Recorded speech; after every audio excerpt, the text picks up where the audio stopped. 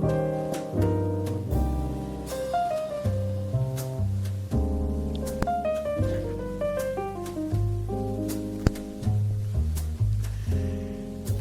hey, everybody, welcome to another fine mess. I'm Roger Gray, along with Mike Vance.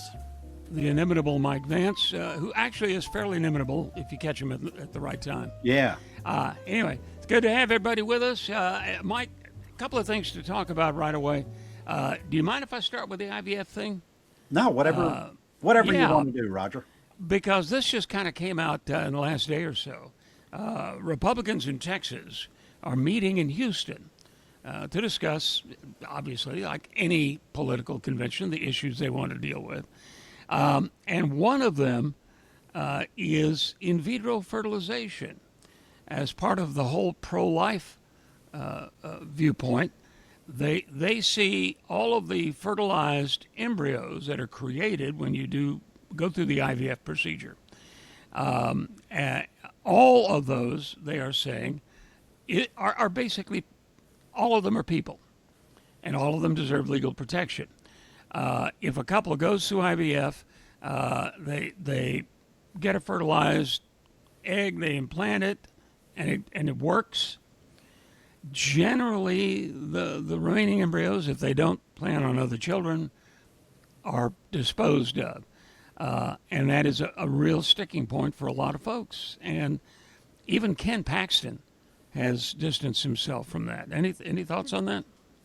Yeah, well, first of all, it wasn't just a debate. This passed into the platform. Right. The Republican Party of Texas passed into the platform that they want to outlaw IVF, period. End of sentence. So Paxton later stood out and divorced himself from this. So my first thought is that I am not a Bible reading guy, but I do know that the Bible in multiple places defines a person being started at birth. Not 9 months before birth, not in a test tube, at birth. So we'll put that argument aside. I do want to say that party platforms on both sides are usually pointless to talk about. They are the most extreme people that go to these conventions. So seeing that pass into law, I think, is a long shot, to say the least. Oh, agreed. But part of the problem with party platforms and some of those extreme planks, and you'll get them on the Democratic side too, Yep. their convention's coming up in a bit. Part of the problem is that that's going to be used against you if you're that candidate. The extreme stuff is going to stick to you, whether it has any chance at all of ever becoming law. It's going to be it's going to be a campaign problem. Yeah, but Project 2025 was bandied around, and it didn't stick to the orange goon in the White House. So yeah, I'm not sure that most people really want to latch onto that kind of minutia. Well, but as it turns out, it's being put into play. So Yeah, no, I'm saying maybe the it voters should have didn't stuck. care about it. Well, he claimed he'd never read it, and being Trump, people believe that part. So Well, he's never read a book. I understand So, that was my allusion there. Yeah. Yeah. Speaking of the prez, the latest set to is about the reflecting pool, and I noticed on Facebook somebody posted what was originally a satirical piece, and actually not bad, to be honest, that the FBI had raided a lab associated with Antifa, and they were growing algae there, and that they were going to put it in pools and fountains all over Washington, turn Washington green. And it was posted as though it was real. It was clearly labeled satire when it popped up on X. But the whole reflecting pool thing is getting absurd, the rationalizations. They arrested some dude for reaching in and pulling out Yeah. one of the little pieces of blue paint as a souvenir. A former Olympian, by the way, a A former multiple Olympian. Olympian. Yeah. Yeah, it's just absurd.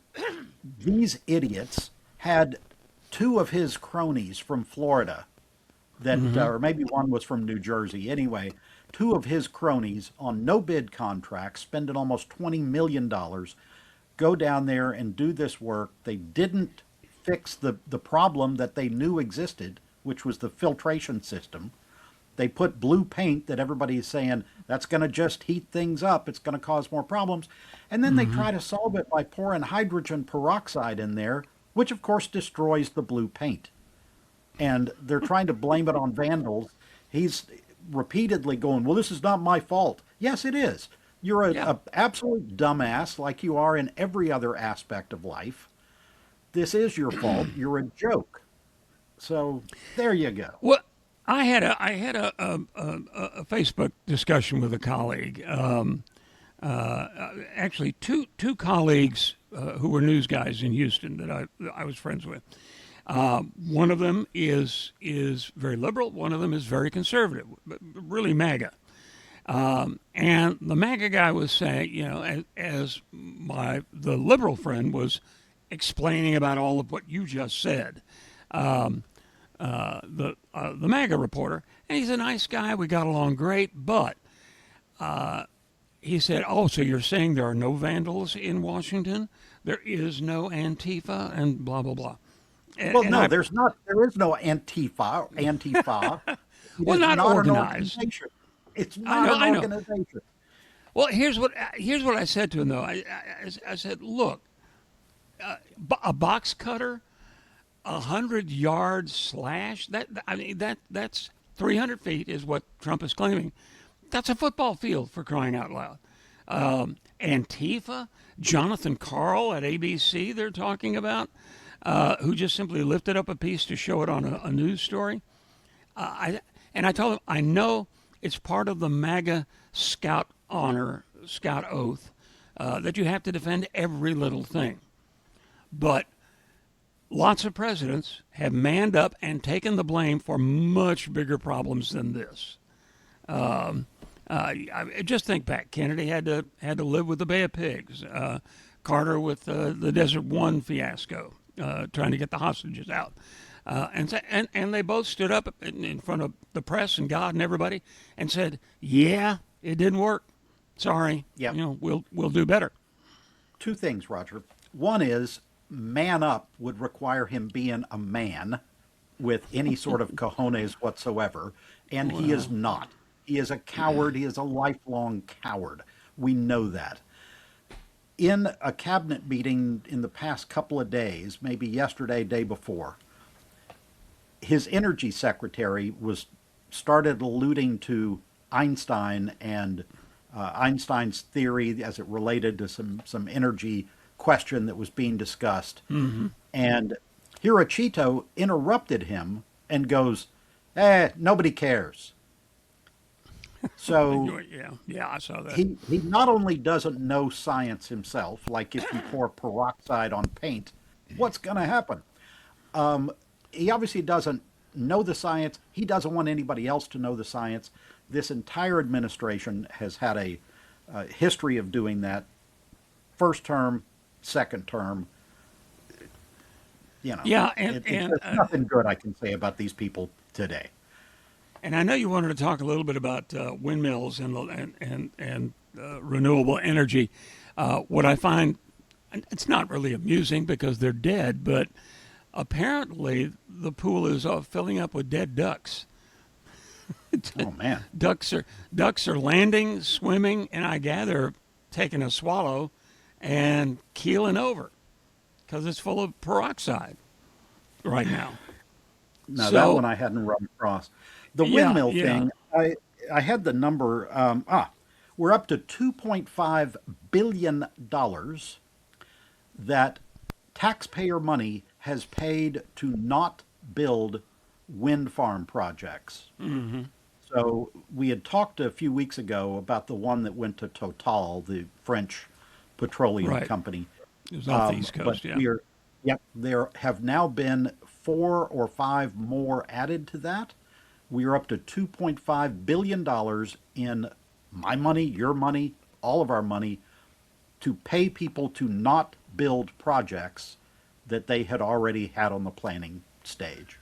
So not only do we not get the energy when our grids are failing, but we're paying $2.5 billion to not get our energy. And the energy we get from natural gas, yes, we still get some from coal, is more expensive. Wind is free. The sun is free. So your power source, at any rate, costs you nothing. All that's left is putting up the mechanism and transmitting it to a power line. And why we would say no to that. It has always struck me that the whole idea of being conservative is to conserve. I mean, you try to be as efficient as you can be. You make use of your resources to the best of your ability. Why in the world would we turn down a free power source?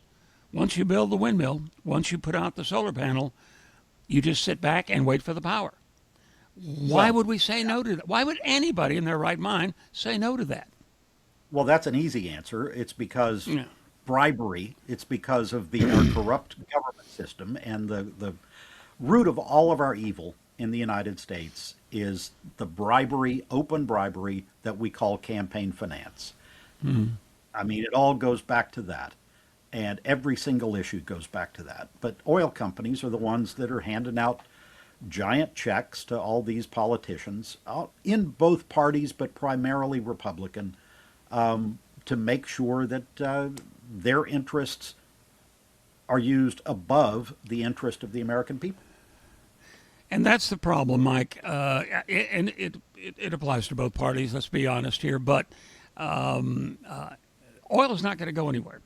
We are going to be dependent on oil for a long, long time. We're not going to make a complete transition. But if you have a resource that is cheap, it's not the cheapest energy, by the way, the cheapest way to generate electricity. And if you have it and it's available and it's plentiful and it works, why not add it to the mix? Lord knows, with all the data centers going up, you're going to need every kilowatt you can get. Yeah, Exxon owns wind farms. So, yeah. I want to talk about another party plank in the Republican platform in Texas. All right. They have attacked Muslims, and this has been going on not only in Texas, but Sure. Greg Abbott has been attacking Muslims in Texas for quite some time. He 'Cause it branded, works. yeah, and this is first of all just the overarching point here. The Republican campaign playbook for years has been to create fear and drive people to the polls. They did that with late-term abortion. Do you remember that one? They did that with gay marriage. They did that with trans bathrooms. Yeah. It's all to, look over here. It's the classic magician misdirection thing. Look over here. Here's the fear thing. And the latest one is Muslims. But I want to talk about how it's going down. And I know you want to talk about the 2 or 3 Muslim delegates to the Republican convention that they kicked out, that they physically tried to kick them out and ban them. But there's a story that came out today. Unless they were willing to convert. Oh, they could convert they to Christianity actually, on the spot, yes. Yeah, they actually, from the dais, told them, convert or leave. And not just leave the convention, leave the country. So here's a story that came out today in the local press in Houston. There is a grocery store chain, and I'm not going to mention because it's not their fault, and they're a good grocery store chain, where some woman who was shopping went up to 2 Muslim women in the grocery and said, quote, "You need to leave. This is a Christian country. You need to get out," end quote. Somebody filmed her on their cell phones may or may not have led to this woman being fired from her job. I'm not sure. But a white nationalist influencer, which is another term for moron, said this. He said, "The rest of us are just trying to shop without a full-blown cultural invasion." So in other words, two Muslim women shopping at this grocery store in the neighborhood that they live in is a cultural invasion. And the white nationalist dude started a social media fundraising campaign, and so far, other racists have given $125,000 for this bitch who called out these people in the middle of a grocery store. And that's where the problem comes in. They keep talking about Sharia law, which is obviously because of the Constitution not going to take hold in the United States. No, But it's they had- it's a religious code. they had two things. It's racist, period. It's racist. They had two sessions at the Republican convention, and this one I did do a deep dive on. And they showed these videos. The videos were not talking about Sharia law. The videos were of halal restaurants. So it's again, it's the old deal. If you don't want to go there, don't go there. And by the way, But- halal is the Muslim version of kosher, basically. Yes. So that's what they're targeting. They don't want anybody who is not a white Christian, they don't want them here. It is racism at its most vulgar, at its lowest point. The people pushing this, and these are today's Republican Party, the people pushing this are scum. They are racist scum. I can't argue I with would that. like to say that. I'd like to say that's the end of the rant, but it's probably not. I can't argue with that. Here's the deal: it works. You saw from that lady in the grocery store what they're spouting from political platforms is working with a certain segment of the population. They're scaring them. They think this place is going to turn into Beirut or Tehran, and Sharia. I don't know how many times you have to explain. Sharia is a religious code for practicing Muslims. It's how you live your life. It's how you deal with each other. It's how many times a day you pray, how you eat halal, et cetera, et cetera. It's like Talmudic law. If you're a Jew, it's kosher and so on and so forth. It's if you're a Catholic, it's like Catholic precepts about whether it's abortion or homosexuality or divorce or whatever. If you're not any of those religions, it has no effect on you. And nobody goes into court claiming, under Talmudic law, I don't have to be held responsible for blah, blah. No, it doesn't work. And the Constitution will not let it work. You can still go get a divorce. You can go be gay. You can go eat all the pork you want. And no cop is going to stop you. It's the old thing about, I don't like that program, it needs to be taken off the air. Well, no. Yeah. No, you need to change the channel. Don't watch it. That's why they put a dial on the TV, or they used to anyway. Yeah. Yeah, it's been a while since you had to walk up and use the dial, actually, but I know. I was my dad's remote control. Real quickly, let's talk about the Iran deal. It is becoming clearer, sorta, kinda. As far as I know, nothing is still written down and signed by both parties. But what we keep hearing working from on that now. They're in Switzerland now. Which the vice president apparently made a statement the other day that said, I don't understand any of this, which I'm sure he was joking, but it did get picked up, as reported as gospel. One thing that's interesting is, go ahead. I was going to say one thing that's interesting is that the vice president said that they have agreed for nuclear inspections, and the Iranians are like, yeah, we haven't agreed to anything. So we're back to that again, which has been going on for months. Well, and that's the deal, which is why there's so much skepticism out there. Which is why the latest public opinion poll on Trump, he's down to 30%, because you can't believe anything.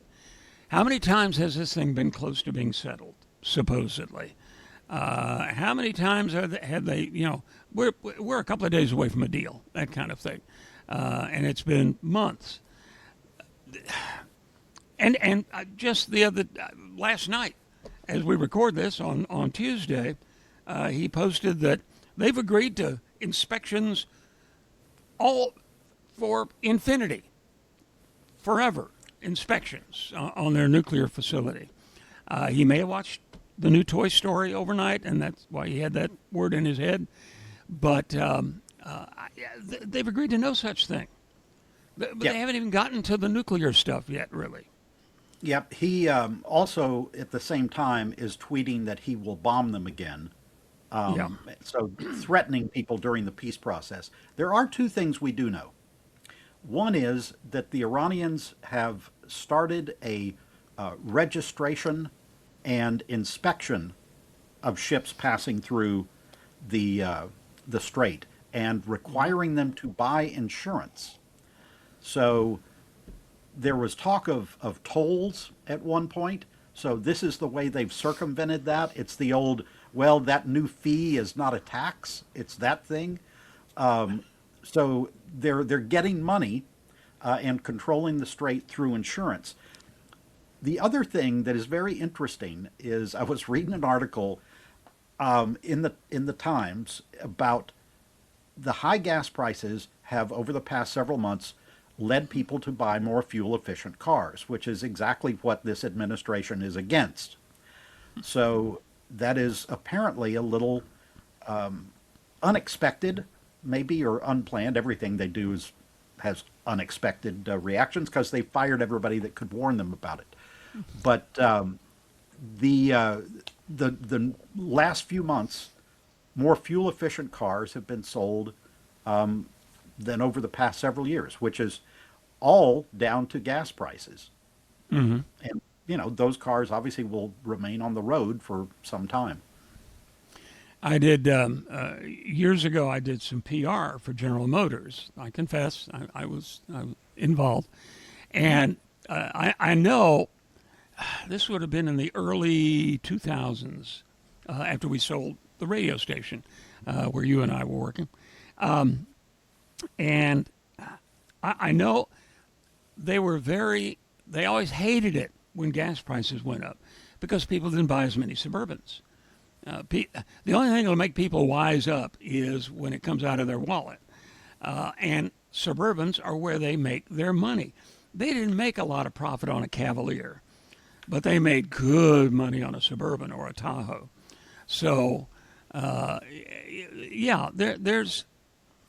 there's a market for it, and they know people are easily swayed by, again, their pocketbook.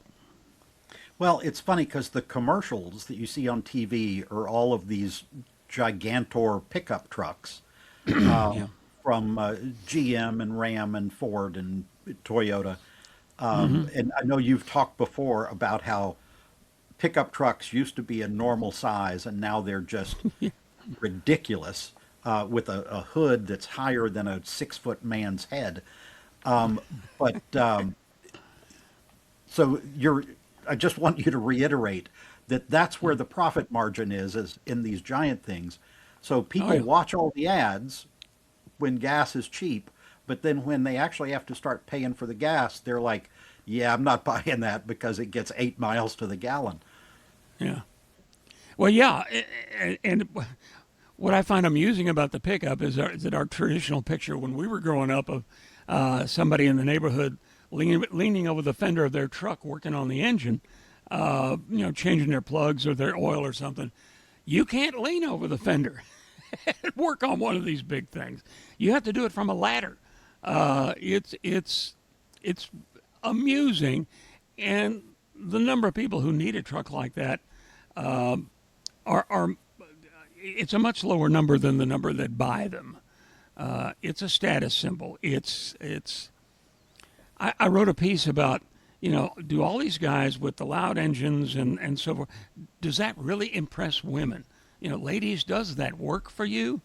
Because that's why they're doing it, showing off, este muy mano, and so on and so forth. So, Well, it yeah, probably works. Probably works for that woman that was screaming at the Muslim neighbors in the middle of the grocery. probably does. You have a point there. Hey, before we leave the administration, the latest mistake is in the Department of Defense, or if you prefer their nomenclature, the Department of War. Hegseth said no more flu vaccine, man, no more mandatory flu vaccine. We don't control your body, and he actually, and this is part of the plan. Every time you say something, every time you change something, you have to reference a Democratic president. You have to, in this case, Biden. We're not going to pull a Biden here and control your body. The flu mandate, the flu vaccine mandate in the military, has been around for decades. It is not a Joe Biden deal. It's like Trump talking about Biden couldn't fix the pool and he spent millions. Biden didn't do anything with the pool. The last repair job was under Obama. So, but it's a handy talking point. And so the flu vaccine is not mandatory anymore, and now they have a flu outbreak. Yeah, they do. That's what vaccines are for. So let me just make sure that I understand this from the Department of War on common sense. This is the guy. We don't control your bodies, but he's the guy that said if you don't lose weight, then you're out of the military. Yeah. That's the same guy? Yeah, pretty much. Okay. Just wanted to make sure. Well, look, I want soldiers to be in shape. They should be in shape, obviously. They'll be better soldiers. But this is not controlling your body. This is preventing disease. Soldiers live in confined quarters, very close to each other in large groups. And they train that way, and they operate that way. They're on ships. They're on Air Force bases. And if you can prevent an infectious influenza outbreak, good. That should be a good thing. This whole, who would have thought RFK Jr. his ethos would take over an entire administration? Well, I thought that when they brought him in. I thought that. Yeah. So I think a lot of people saw that one coming. It's idiotic. Where do you put it on the list of idiocy that comes out of these people? I don't know. But we do have, last number I saw was 160 something soldiers that had come down with the flu on one particular base. And those are soldiers that can't deploy right now till they get over the flu. Yeah. So, anyhow, the president went to the G7. That sounded like a fun trip, huh? I love the pictures of him just randomly standing there where everybody else is around having conversations, and here's him just standing there lost and posing. He's like that kid in the 8th grade that nobody wants to talk to, nobody wants to hang with, nobody wants to eat lunch with. Well, nobody wants he was to just, smell. They were all broken into little groups, chatting away at a picture. They're just doing a photo shoot, and he's standing there alone, just like when the guy fainted in the Oval Office, just sort of standing there. Yeah. But why we have chosen to pick these fights with our best allies? His big objection is that NATO didn't come to our aid in Iran. Well, NATO is a defensive organization. It is to protect North Atlantic interests, Europe, America, and Canada. And this was not Iran didn't attack NATO. So why would NATO respond to Iran? This was our doing, our choice. So he's taking that out.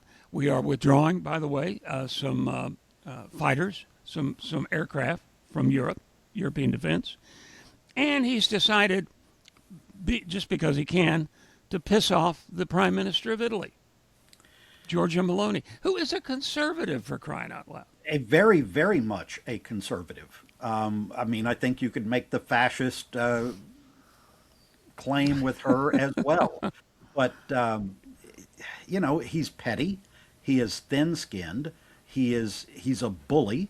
And he has always been those things, because it's not like the guy just suddenly blundered into public life. You have decades of records on what he has been doing, and he's not a good human being. Shocker, never was.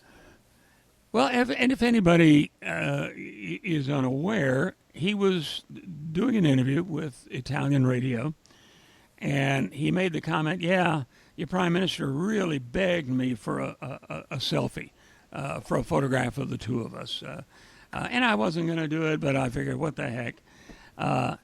Well, that ticked her off. A trip by, I want to say, their defense minister, I think, to the United States was called off. He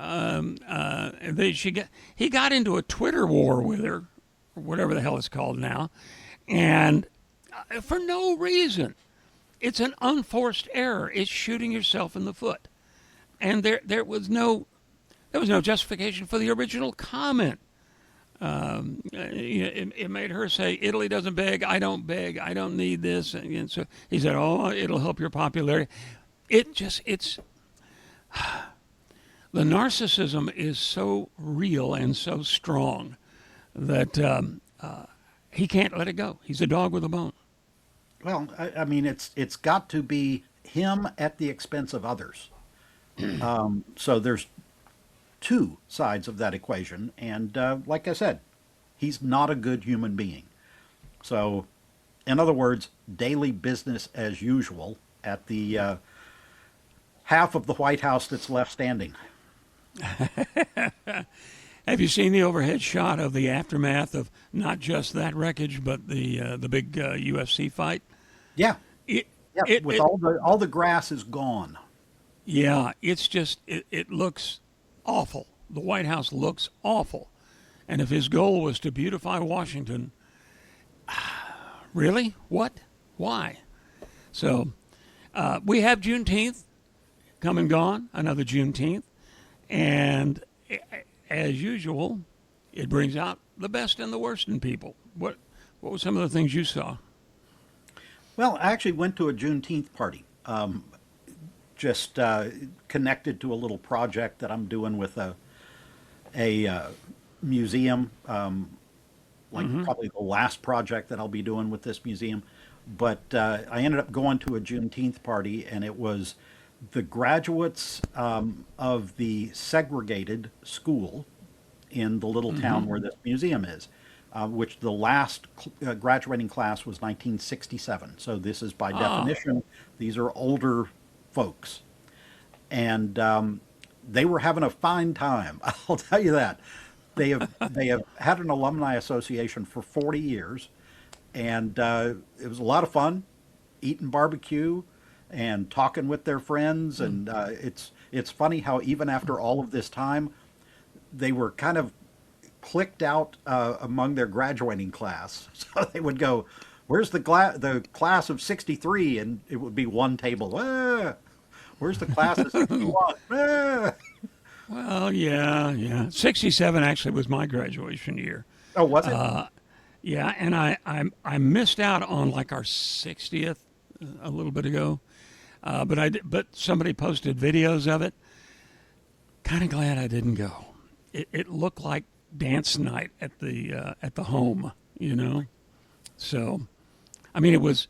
Where were all those cool guys and hot chicks that I went to school with? Do you remember there was and they would look at me and say the same thing. Yeah. Yeah, there was a great episode of All in the Family where they went to Edith's reunion. Do you remember this? No. And Edith kept talking about the guy, and God, I wish I could think of his name, the character, but the hot dude from school. And Archie's getting jealous over the whole thing, and they go to the reunion. And the guy comes up, and he's like totally bald and old looking, And Archie's like, that's the hot guy. Basically that's the guy. And Edith's like, oh, isn't he dreamy? So, Well, you yeah, really see and things. I will say this in defense of the opposite sex, that the reunions I have gone to, I think I went to the 10th, I may have gone to the 20th. The women held up better than the guys, I have to say. Past a certain point, we're all just getting older. Well, But it's all genetics. I mean, some people fare better than others, but oh yeah, yeah, I mean, there's some of them, a lot of them. I was working at doing some anime voiceover one time, and I was leaving the studio, and this guy, old guy, comes up to me and says, "You're Mike Vance," and I said, "Yeah."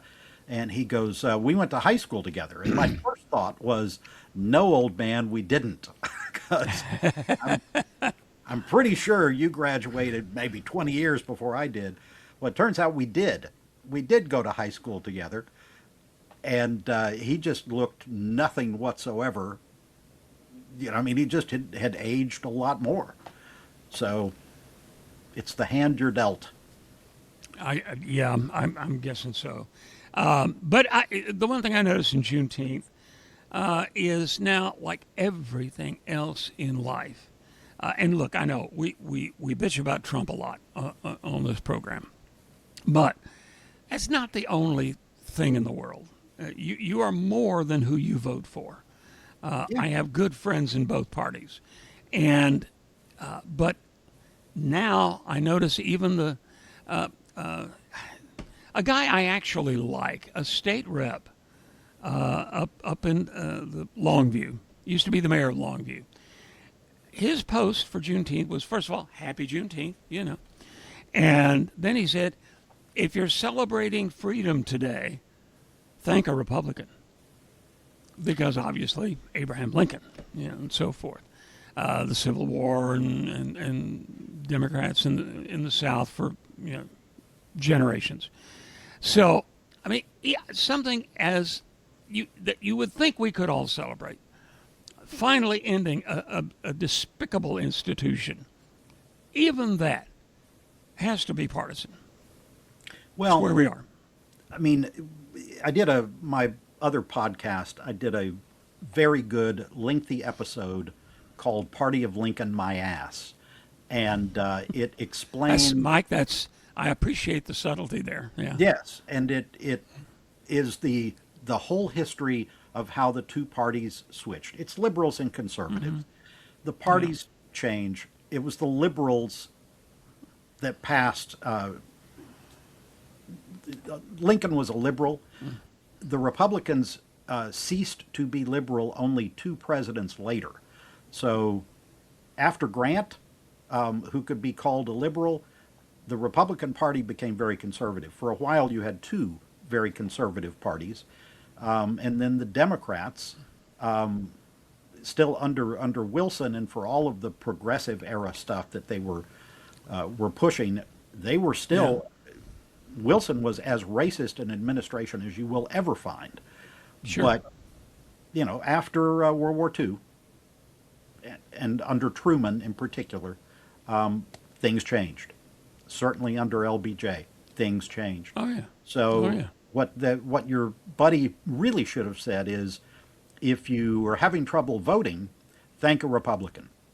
If you're having trouble getting a loan, thank a Republican. Well, but again, something like Juneteenth. I mean, for crying out loud, if we can't all just go, "Yay," we did something right. Yep, totally agree. But we can't. It has to be who did something right and who was wrong. Totally agree. And the Democrats started the KKK and all that. I assume Bedford Forrest was a Democrat. I don't know. Well, yeah, I mean, we could spend quite a while talking about Reconstruction if you want to, but No, those were basically people that were traitors to the United States who decided that the war wasn't over, so we're going to keep Oh, yeah. fighting it. And oh yeah. keep trying to preserve our sacred way of life. Well, yeah, our traditions. Happy belated Juneteenth I'm to everybody. guessing, yeah, absolutely. I'm guessing that the woman at the grocery store also was somebody that would support Nathan Bedford Forrest. That could well be. Hey, listen, we're at about the 40 mark, so why don't you give us our weird historical fact of the day? Okay, I wanted to start this one by having you do a fill in the blank. Okay, The sun never sets on. the British Empire. Yeah, but it's not. You know where that saying comes from? The sun never sets on the Hapsburg Empire. Ah, That saying goes back to the 16th century, so to the 1500s, and it was about the Habsburgs. Now, which was the Austrian ruling Right. family that became Austria-Hungary, but with the it's, big lower lip. yeah, and I'm going Habsburg to get lip, to that. yeah. And it's not Oh, just I'm the lip. sorry. But first of all, their understanding of the sun setting was probably a little weak as well, because they at the time controlled not only Austria-Hungary but Spain and the Netherlands, and had a few colonies in the Americas. So there's this whole other side of the globe that they had nothing to do with. However, the sun never set, according to them. That it was a jaw; it wasn't the lip. And if you look at the Oh. pictures, it's like worse than a Leno caricature. It's this giant jaw that comes out, and that was the product of inbreeding. Oh, yeah. Charles V, their guy who was in charge for a while, they didn't go to war. They just married people off to one another. So it didn't take long before everybody was cousins, and the Spanish Habsburgs died out around 1700 because they were all infertile from inbreeding. So apparently nature was able to come out and go, yeah, no, no more. You need to stop this. If you can't stop it, I'll stop it. That's what nature said. So it's Well, I have to say that you have to say marriage is a lot easier than sending a bunch of guys to war. I mean, if those are my options, okay. Oh yeah, I mean it's a sound policy until it's not. But yeah, first cousin, first cousin, first cousin. What could possibly go wrong? So there, Everything apparently. yes, there is your little-known history fact that sun never sets was not about the British. They just stole it. They stole the They tagline. just stole it, like so many other things in those days. Yeah. Michael, as usual, thank you, sir. Appreciate it. Well, And by the way, folks, hit like and all the things you do online and listen to us pretty much anywhere, right, Mike? yeah, you can find us anywhere that podcasts are handed out, and they're always free. And subscribe. Tell your friends to subscribe, because that's the only way we would ever make a dime on this, is if we get thousands, hundreds of thousands of followers, and somebody goes, all right, I'll give you some money to advertise my lawn care, my Four Seasons lawn care products. Oh, if only. If only. From your mouth to God's ears. Michael, thank you, sir. I do appreciate it, as always. Thank all of you, and I hope you'll join. Go to our website on YouTube as well. Another Fine Mess. And we will see you next time for Another Fine Mess.